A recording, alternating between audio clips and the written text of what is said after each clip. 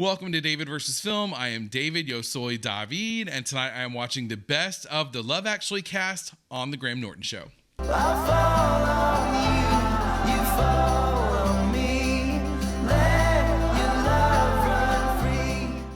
A big hey, hi, and hello to all of you, but to returning viewers, and especially returning subscribers, what's up?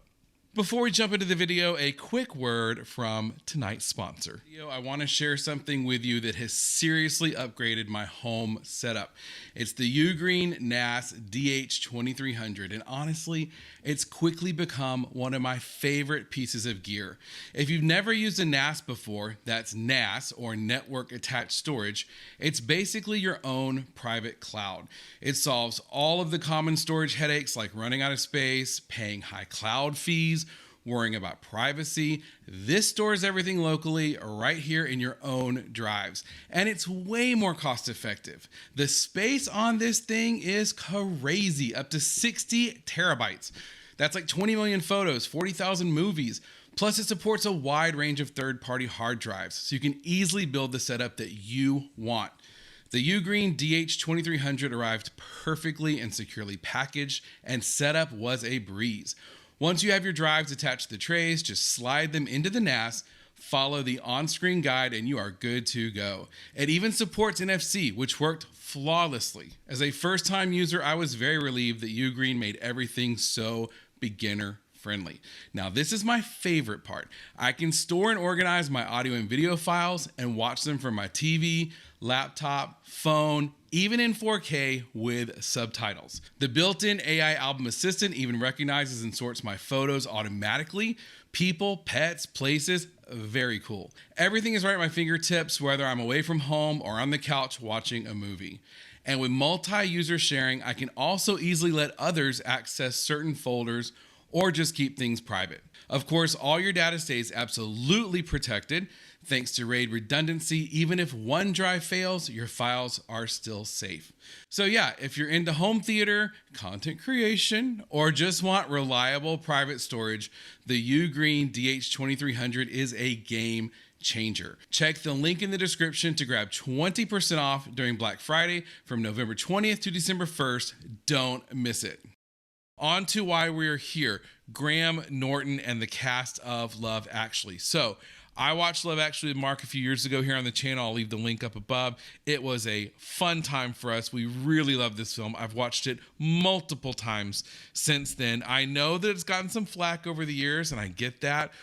But for me personally, I love it. And I feel like whether you love the movie or not, how could you not love some of the phenomenal actors from it? So we're going to check them out tonight and what they have to say to Mr. Graham Norton. Quickly before that, though, I will say sometimes I have to edit things out. I will put my full reaction on Patreon as usual. I will also leave the original links to this compilation from the Graham Norton folks below as well if you want to check that out. We're going to get to it right now. Grab yourselves a good snack, maybe a warm blanket, a little drinky like I got here going, and we are going to watch this in 3, 2, click.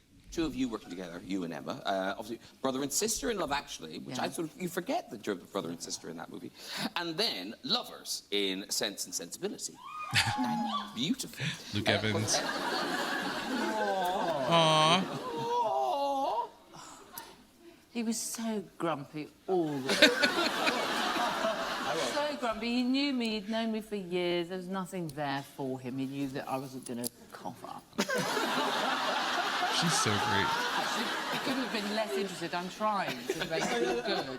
But in fact... I did let you down on that. I was grumpy, fat, bad, you were and got arrested halfway through the... Yeah. Well, you were so famous because you hadn't been famous. We'd done 2 films together where neither of us was famous, and then you were suddenly very famous because of 4 Weddings. Which I've still never seen. Impromptu, where you played Chopin in a terrible wig.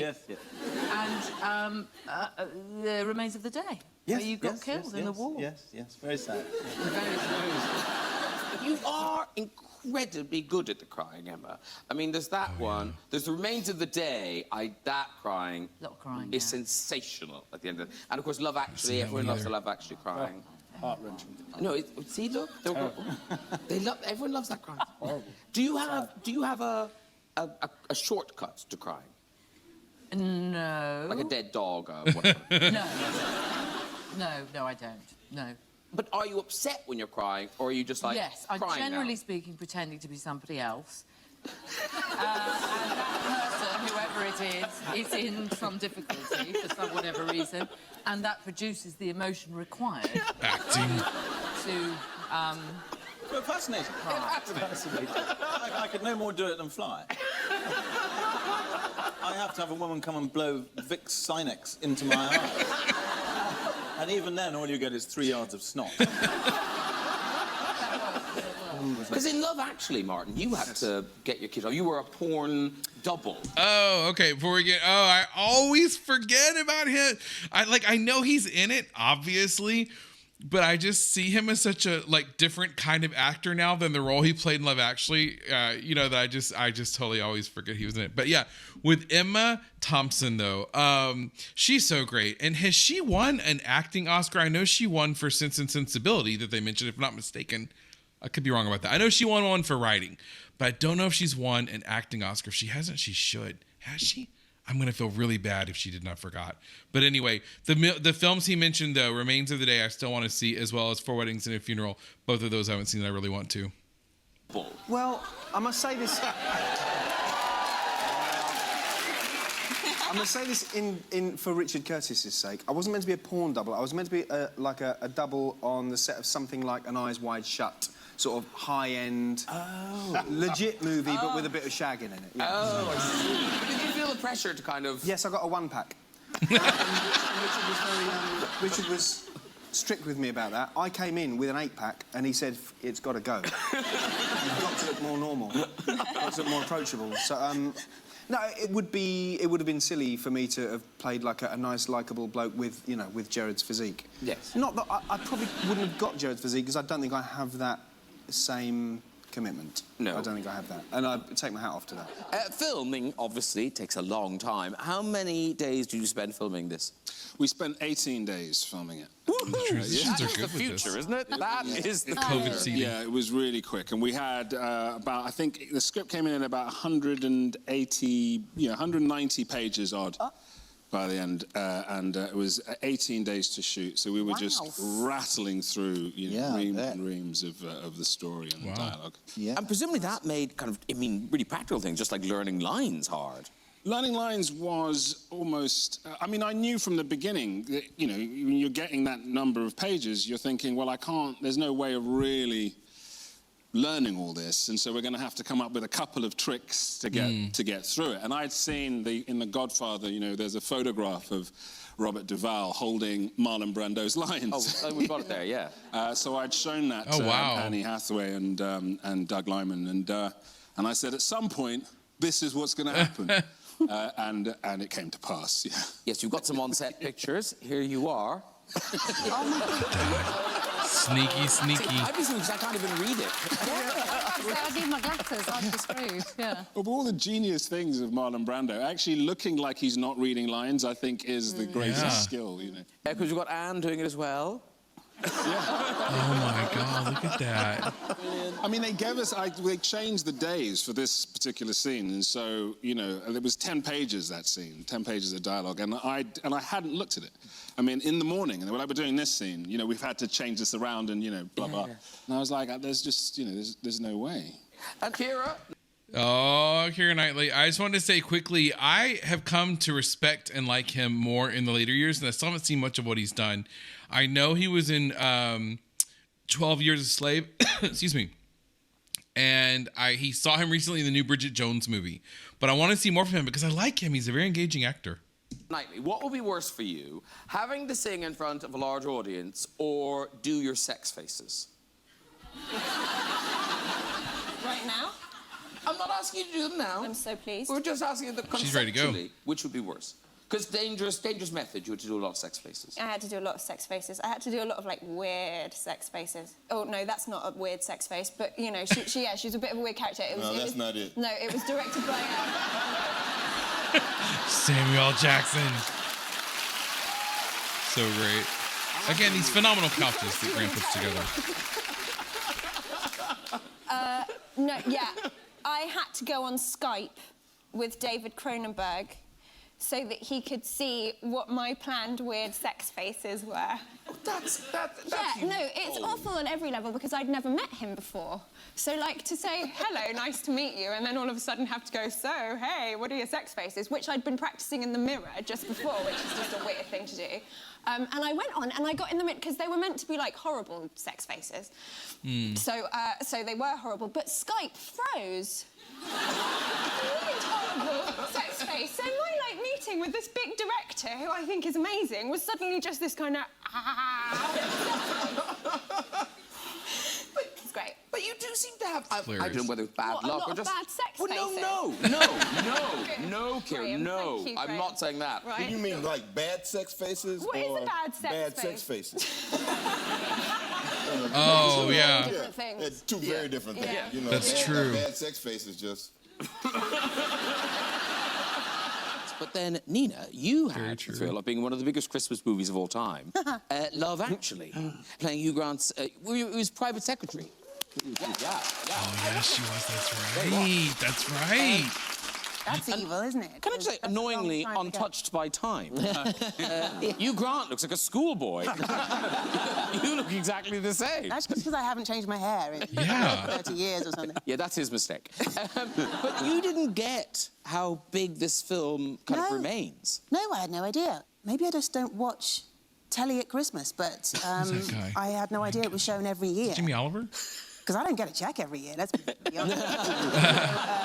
That would have reminded That me. would have helped, yeah. But presumably people come up to you about it. Oh, yeah, and I've realised recently I was filming Killing Eve, I think it was, and there was a youngish man. I thought he was just sort of, you know, my age, but clearly not.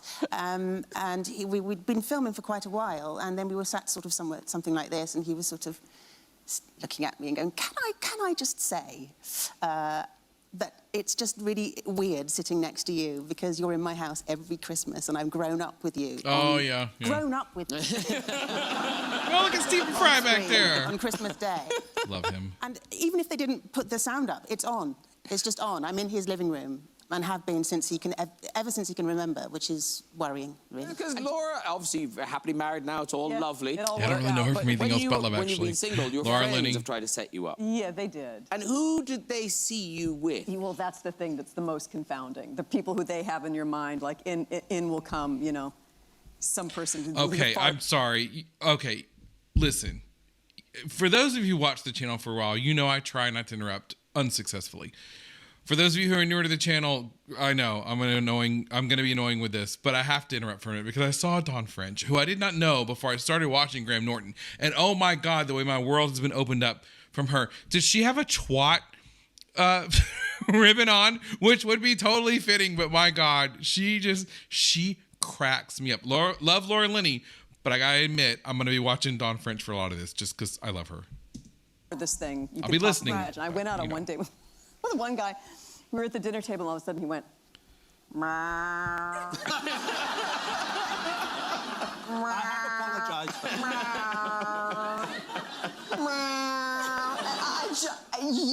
How do you... You just get what the bill. do you do with that? I mean, it was hilarious. What did you do with that? I just let him keep going. Okay. I was like, let's see where this goes. Okay.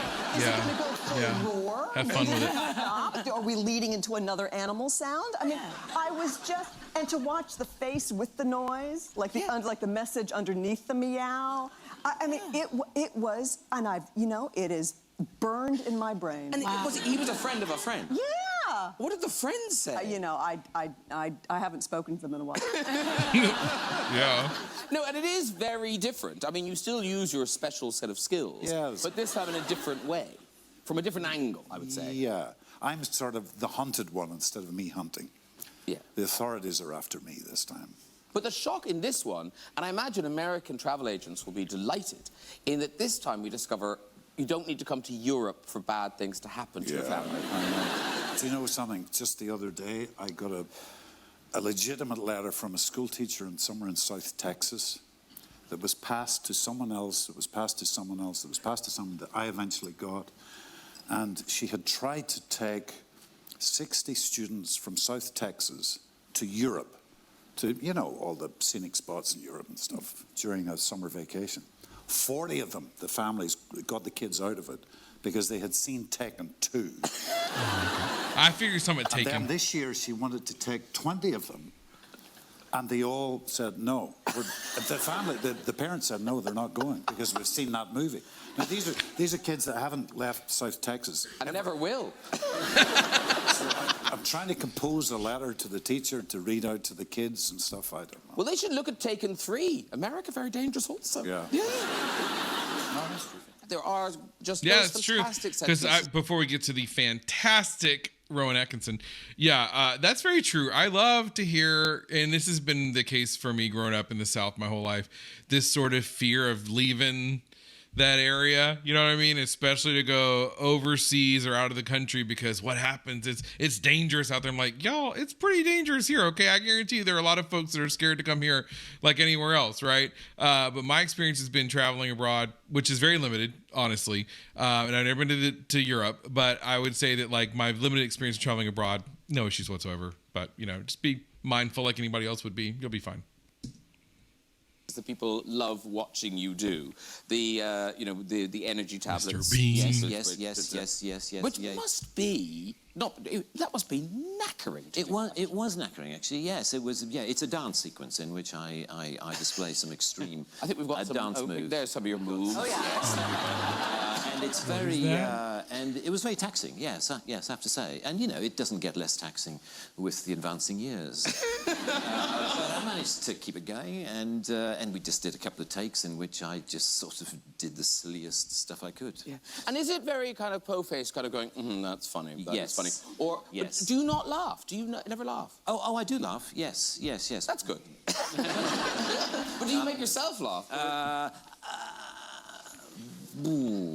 Very, very occasionally that I find what I do funny, but it's almost actually, it's often on stage where it happens the most, when you feel, you know, there's something about stage performance. It's more likely that your performance will run away with itself, you know. Sometimes trying to do a performance or trying to make a moment funny is like trying to push a ball up a hill, and you're trying to get it as high as you can, and then sometimes there's an extraordinary moment when it sort of tips over the other side and runs away from you, and actually you are no longer in charge of the performance, that actually there's something about the moment, it just goes, whoa. And, you know, you've been pushing, you've tried all you can, and you've got it pretty high, and it's fine, but then suddenly it can go beyond, and suddenly you're not in control of your performance. It's rather a strange thing. I think it's only ever happened to me on stage when doing sort of comedy sketches and things on stage. Very thoughtful. Rather than on film, whereas film... You're self-aware. Film I find very, very difficult. Exhausting. I find it exhausting, and I find it stressful. This constant belief that what you're doing is not as good as it could be, you know. And of course, the problem with film is you can have another go if you've got a director. Are you that guy? Producer. I'm afraid so. Oh, you are that guy. I'll do it again. I'll do it again. Yeah, I mean, I do stop eventually when I just get bored. It's great to reach the point when you just can't be bothered to do another take, and that's normally when the director goes. Goodness, it's that point. You had a similar thing with Love Actually, where suddenly people were going, oh. Yeah. Oh, look at him all dapper looking. Oh! I see. I never knew that was what was beneath those T-shirts and jeans. No, I guess the point with Love Actually, it was not meant to be sexy. It was meant to be kind of innocent and fun. So it wasn't that. You know, when you do sex scenes that are where you are giving that, you know, when you're acting that. Who is that next to him? I That's can't a little tell. bit more vulnerable. You know, I'm maybe. blind Do you know what I anyway. mean? It's a bit more because, you know, inevitably you're kind of giving away some of your own state secrets there, you know. Whereas I wasn't, you know. Whereas in Love Actually, it was dialogue. Do you know what I mean? It was like the funny bit about it was that it was two very ordinary people. It wasn't meant to be turning anyone on, you know. Okay. So if it did, shame it. Sorry. You blew it, man. I think we've got a picture of you in it. Oh, Yeah. That's about how I remember it. I wasn't expecting to see that. I'm naked at other parts. Yes, Yeah. yeah. Well, not fully naked. You get a little purse. A little purse. You do, though, don't you? You get a little purse and Change purse, yeah. Yeah, and it's more humiliating. Oh, is that what you call it? And the woman gets a strip. Yeah. Maybe, but sometimes. Depends who you're working for. Yes. Of course, the Prime Minister, he's been dragged into it all, and even this week. But something recently did cheer him, because he got to meet the lovely Joanna Page. Here he is meeting you. Now, he loves you. And he just had his nails done. What? My husband was quite worried after that, because I said, if I can make David Cameron bow to me, I'm going to make your life a nightmare now. And then, what the hell did you say to him here, in this next picture? And you told him how many Tory voters there are in Wales? Oh, she must be Welsh, right? He was very flattering about the show, asked if we were going to make some more, and I was on my best behaviour. But this isn't the first... You've already been in Buckingham Palace, hadn't you? Yes, I had, yes. When I was in drama school, I went there to perform. What were you doing? What did you give? It was a gala, and I went and performed in As You Like It. And after performing, myself and this actress that I was working with, who played Rosalind, I played Phoebe, we were not backstage, but sort of backstage, and sort of went exploring. There was nobody to stop us exploring. I will get arrested now, won't I? But I explored around Buckingham Palace. Did you explore things into your handbag? I did steal a napkin. Little Winona Ryder. I did. I couldn't help myself. Is it at home and framed? No, it isn't. I've lost it since. I'm quite disappointed about. Ooh. Did you get anything from number 10? No, but as we were leaving, I went to the bathroom and I looked around and I just had this overwhelming urge to steal something, because I thought I'll probably never go back into number 10 again. But there wasn't anything, and I thought, well, the only thing I could steal is some toilet roll. And I thought, I'm not going to do that. And then I had a fleeting thought through my head, which was, I wonder what's in the bin. And then I thought, oh, for goodness sake, Joanna, get out of the bathroom. I told that to my husband, and he was disgusted with me. You know what? She is 100% delightful. I only know her from, I mean, as far as I know anyway, I only know her from Love Actually. But she's such a great storyteller. I was totally enthralled whenever she was talking about it. And it kind of reminded me, when she's talking about the stealing things, kind of reminded me of when I heard that at the White House, a lot of times they have to replace things because people steal them.